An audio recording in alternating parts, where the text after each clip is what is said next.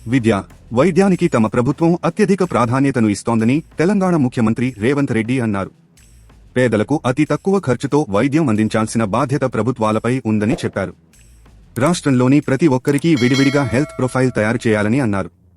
మరో 30 రోజుల్లో ప్రజలకు హెల్త్ కార్డులు తీసుకొచ్చేందుకు కృషి చేస్తున్నామని తెలిపారు. 4 కోట్ల ప్రజల హెల్త్ ప్రొఫైల్స్ అన్నింటినీ డిజిటలైజ్ చేయాల్సి ఉందని చెప్పారు. ఈ హెల్త్ కార్డ్స్లో గత చికిత్స వివరాలన్నింటినీ పొందుపరుస్తామని తెలిపారు. ఈ రోజు హైదరాబాద్లో దుర్గాబాయి దేశ్ముఖ్ రెనోవా క్యాన్సర్ ఆసుపత్రిని రేవంత్ ప్రారంభించారు.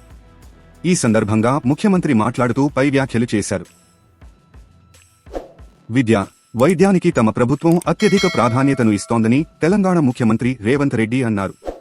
పేదలకు అతి తక్కువ ఖర్చుతో వైద్యం అందించాల్సిన బాధ్యత ప్రభుత్వాలపై ఉందని చెప్పారు.